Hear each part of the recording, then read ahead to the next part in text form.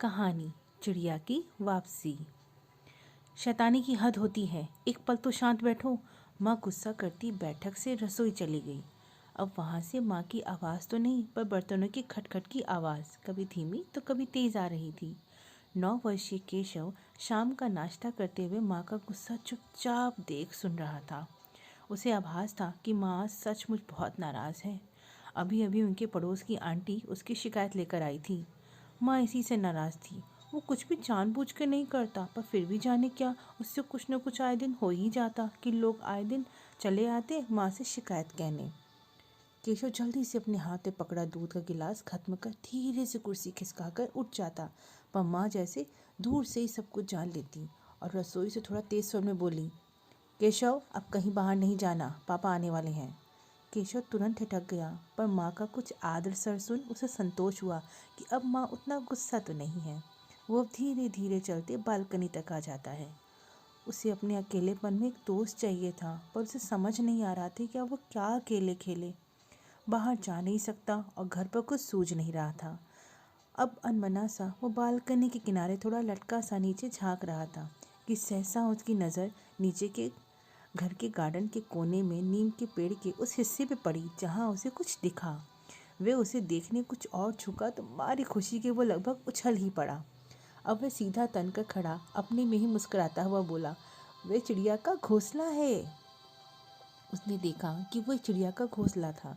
उसमें उसे साफ साफ 2 चूजे और एक अंडा दिख रहा था। अब मैं चिड़िया पालूंगा, हर्ष से वह उछला। वो तो चिड़िया को देख रहा था, पर चिड़िया की ओर से भी कोई प्रतिक्रिया चाहता था।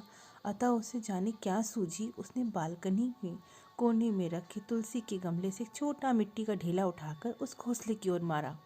बालकनी से पेड़ की दूरी ज़्यादा नहीं थी, पर अनबूझा निशाना चिड़िया के घोंसले को छूते निकल गया। इससे उसे और जोश आया। अब की कुछ बड़ा ढेला उठाकर केशव ने उस ओर फेंका। चिड़िया जो अपने घोंसले में शांत बैठी थी अचानक से सकपका गई।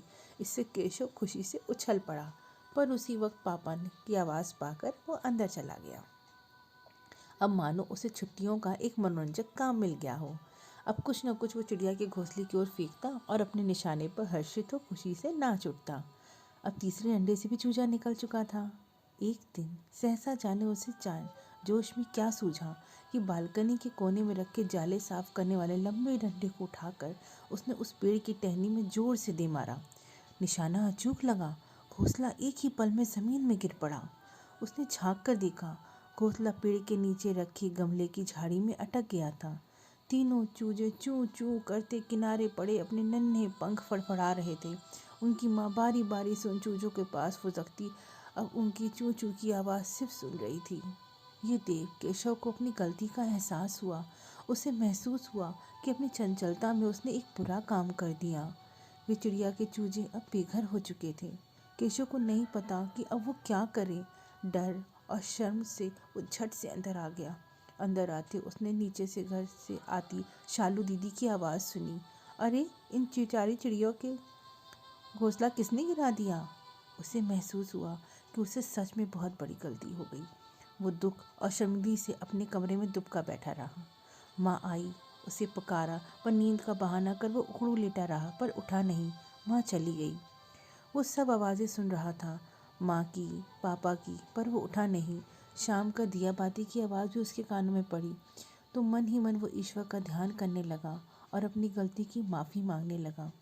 साथ ही अपने नटखटपन में दोबारा फिर कभी ऐसी ना गलती करने का वायदा भी किया।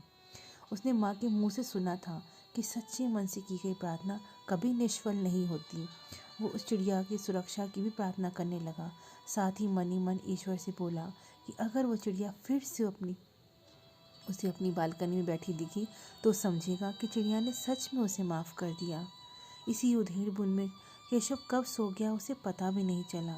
अब केशव को जब समय मिलता वो बालकनी तक दौड़ जाता और चारों ओर उस चिड़िया को खोजता, पर वो उसे कहीं नज़र नहीं आती। पर मन ही मन केशव अपने कहे अनुसार सुधर गया।